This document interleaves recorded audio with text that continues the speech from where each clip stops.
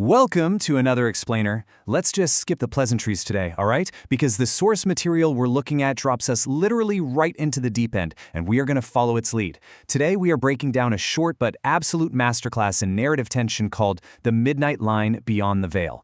This isn't just your standard run-of-the-mill sci-fi story. No, it's a meticulously crafted structural trap. I am so pumped to unpack this with you guys and see exactly how the author catches us completely off guard. Okay, let's dive into this. Do not stop the train under any circumstances. This emergency broadcast is just looping endlessly as our story opens. Right off the bat, the author is setting these incredibly high apocalyptic stakes. It's basically telling the reader, and the terrified passengers, of course, that whatever is out there outside this moving train is instantly lethal.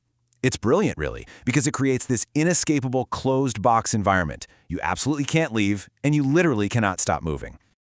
Part 1. The Apocalyptic Escape. Escaping the end of the world.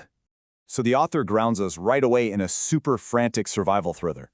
By dropping us into a familiar genre, a desperate train escaping the end of the world, our brains just kind of settle into a predictable rhythm. We think we know the rules of the game we're playing, right? Which of course makes us highly vulnerable to what comes next. And to really hammer home those survival rules, the author uses scale. Hundreds. That's the number of terrified passengers crammed into these claustrophobic train carriages. We're told they're fleeing under a blood-red sky, with literally whole cities burning in the distance. The sheer volume of panic makes the threat feel grounded, chaotic, and intensely physical. It's mass hysteria, and the author uses all this loud, noisy panic to completely mask what's really going on just beneath the surface. And what exactly are they running from? Well, the author intentionally seeds the crowd with these chaotic rumors. We're talking an unstoppable virus, devastating earthquakes, and strange underground creatures. Total classic disaster movie tropes, right? And that is incredibly deliberate. By throwing these loud, aggressive, totally traditional threats at us, the author is actively lowering our defenses. We are so busy looking for mutant creatures or a viral outbreak that we completely overlook the more subtle, creeping dangers. Part 2. Shifting Realities and Anomalies. The Breakdown of the Physical World. And this brilliantly illustrates where the magic actually happens. The physical panic begins to evaporate, and it's quickly replaced by this creeping dread as a massive genre bait-and-switch takes place. Notice the stark contrast here. We've got loud, physical perceived threats like the virus and those burning cities, but the actual threats start to manifest completely differently. We start seeing shadow figures, a twisted, completely empty reality, and silent people standing in the fog. The whole nature of the danger shifts, seamlessly, from something that can kill your physical body to something that defies physics entirely. The author expertly drops these terrifying little breadcrumbs of dread for us to follow. Notice the subtle impossibilities creeping in. Passengers start disappearing, but not with a violent scream or a struggle. No, they vanish silently from locked cabins. The train itself just stops following any mapped railway tracks, venturing out into the literal unknown. And the landscape outside the windows? It's no longer a recognizable burning earth. It becomes a twisted, empty void. These impossible anomalies are a huge signal to the reader that the characters aren't just running out of track. They are running out of reality itself. The escalation here is genuinely horrifying, especially when we hit this specific detail. There's a little boy on the train who claims he sees tall, shadow-like figures crawling across the roof, watching through the windows with glowing white eyes. Oh man, notice how the threat is suddenly pressing right in on them? It's no longer some distant burning city on the horizon. It is right on the glass, looking in. At this point, the supernatural element is undeniable and totally inescapable. And then, we're hit with this absolutely chilling number. Thousands. As the train moves through this empty, twisted world, it passes these giant abandoned stations. And standing out there in the fog are thousands of motionless, silent people. Just standing perfectly still. It's a completely static, eerie visual, and it contrasts so terribly with the frantic forward speed of the train. But here's the worst part. The text tells us that every single time the train slows down, one of those motionless figures suddenly appears inside the carriage. The outside is literally getting in. Let's move to our timeline and see how this builds, because this is a masterstroke of narrative pacing. At boarding, we have loud physical chaos, that blood-red sky. Then mid-journey, reality subtly starts to unspool, passengers vanish, maps completely fail.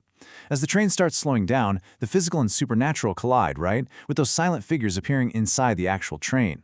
And finally, the stop. The absolute perfection of this structure is how smoothly it transitions the reader and the passengers from life to death over time, without ever triggering our disbelief. Which brings us to part 3, the terrifying twist, the metaphysical reveal. So the crucial point is that this entire frantic journey, all the panic, all those creepy anomalies, have been leading to a singular, devastating announcement from the conductor. The train crashed hours ago, and everyone on board died in the accident. Boom. Just like that. The sheer crushing weight of this realization completely changes the context of everything you've just read. They weren't surviving. They were already gone. So what's actually happening here? Well, they've been transported beyond death. This is a metaphysical state where survival is just completely off the table.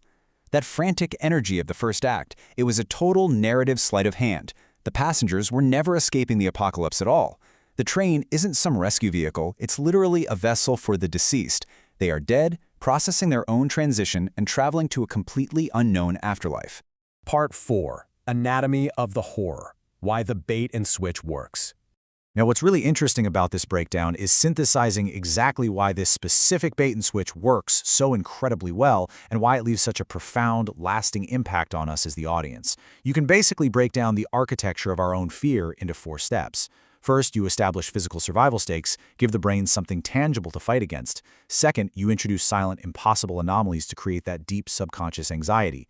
Third, shift from those external loud threats to a quiet, twisted reality. And fourth, the gut punch, reveal the total loss of life and control. This works because it taps into a deeply universal human fear. It's not just the fear of dying, but that horrifying realization that you have a predetermined, inescapable fate and absolutely zero control over your destination. And that total lack of control is perfectly cemented in the final, dreadful moments of the source material. The lights suddenly go out. All the running, all the panic, it all just ends, replaced by this cold, dark finality. And then a disembodied voice echoes through the speakers. Final stop has arrived. The story actually cuts off right there, leaving us completely in the dark. But it leaves us with this heavy, lingering question to end our explainer today. If the train was already moving beyond death, what horrors or what realities wait at the final stop? Think about how beautifully this structure manipulated our expectations. I really hope this deep dive gave you a new appreciation for how tension is built. Thanks for letting me explain this incredible piece of writing to you. And hey, always remember to question the reality of the stories you read.